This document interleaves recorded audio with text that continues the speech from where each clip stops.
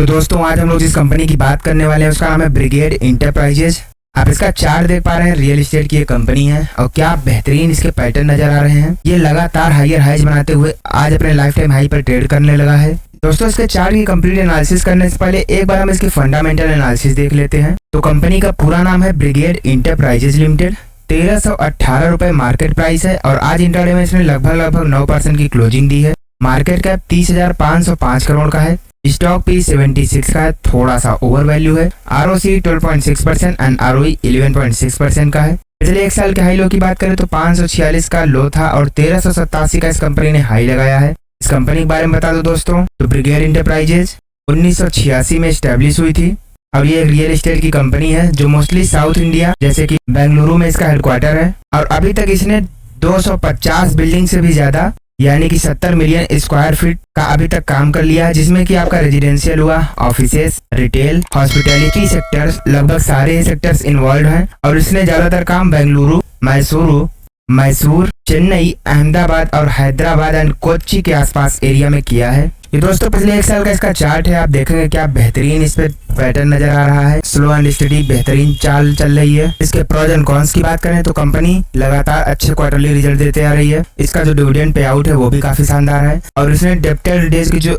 Cycle है वो 49 दिन से 37 दिन पर कर लिया है, जो कि इम्प्रूव हुआ है। वहीं पर इसके कॉन्स की बात करें तो इसका स्टॉक अभी 8.34 टाइम्स बुक वैल्यू पर ट्रेड कर रहा है और कंपनी का जो ROE है वो 7.27% हो चुका है पिछले 3 सालों में, यानी कि कम हुआ है और प्रोमोटर ने अपनी होल्डिंग भी पिछले 3 सालों में लगभग 4.5% तक गिरा दी है। इसके पीयर कंपैरिजन की बात करें तो रियल्टी सेक्टर में काम करती है, जिसमें आपका DLF हुआ, Godrej Properties, Oberoi Realty, Prestige Estates, Phoenix Mills, Sobha जैसी और भी शानदार कंपनियां काम करती हैं। ब्रिगेड इंटरप्राइजेज के क्वार्टरली रिजल्ट्स की बात करें तो इसका जो सेल्स ग्रोथ है वो मार्च 2021 में 791 करोड़ का था, मार्च 2022 में 942 करोड़, मार्च 2023 में 843 करोड़ और मार्च 2024 में 1702 करोड़ का रहा। वहीं पर नेट प्रॉफिट की बात करें तो जहां मार्च 2021 में 20 करोड़ का प्रॉफिट था, मार्च 2022 में माइनस के 12 करोड़, मार्च 2023 में 63 करोड़ और मार्च 2024 में कुल 211 करोड़ का प्रॉफिट रहा। साथ ही अगर हम इसके लॉन्ग टर्म प्रॉफिट लॉस की बात करते हैं तो इसका जो सेल्स ग्रोथ है वो मार्च 2013 में 823 करोड़, मार्च 2017 में 2024 करोड़, मार्च 2021 में 1950 करोड़ और मार्च 2024 में 4897 करोड़ का रहा। नेट प्रॉफिट की बात करें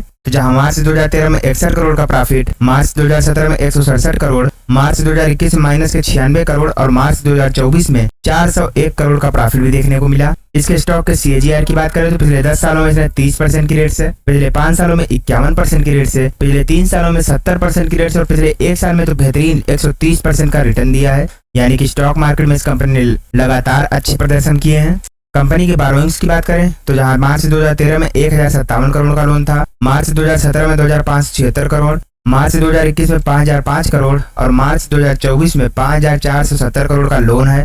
साथ ही अगर एसेट की बात करें तो जहां मार्च 2013 में 2957 करोड़ का एसेट था, मार्च 2017 में 6350 करोड़, मार्च 2021 में 13814 करोड़ और मार्च 2024 में 17886 करोड़ का टोटल एसेट भी देखने को मिला है।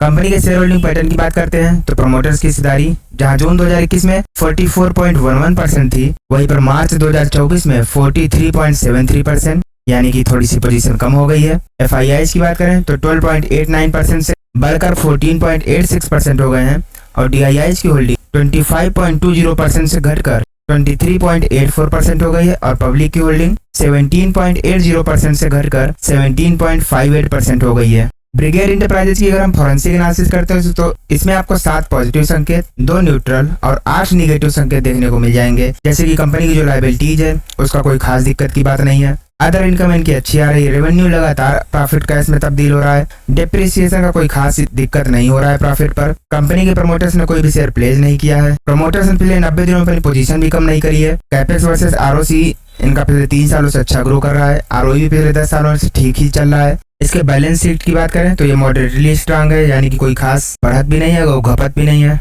हिस्टोरिक वैल्यूएशन की बात करें तो पिछले 3 सालों में वैल्यूएशंस डाउन हुई हैं। कंपनी का जो डेब्ट है वो एक हाई कंसर्न का विषय बना हुआ है। शेयर प्राइस भी पिछले 10 सालों में उतना तेज नहीं बढ़ा है। वर्किंग कैपिटल ड्रैग कर रहा है, सेल्स ग्रोथ भी स्पीड स्लो हो गई है, मार्जिन इनका वोलेटाइल रहता है, ROC की जो स्ट्रेंथ है वो भी कंसिस्टेंटली स्ट्रांग नहीं हो पा रहा है।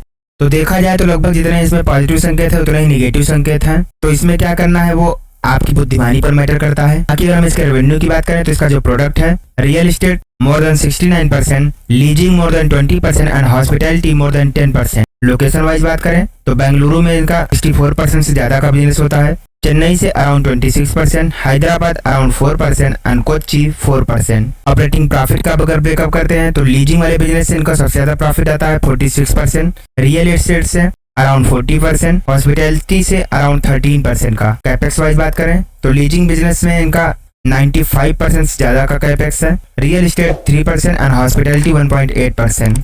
वहीं पर हम इसके एसेट का ब्रेकअप करते हैं तो रियल एस्टेट में इनके पास 60% से ज्यादा का एसेट है, लीजिंग 26% एंड हॉस्पिटैलिटी 5.1%। इसके सप्लायर्स की बात करें दोस्तों तो आहलूवालिया कॉन्ट्रैक्ट्स हुआ, AGI green pack, capacity infra project, PSP projects, BL Kashyap and sons, ये सब इनके सप्लायर्स हैं।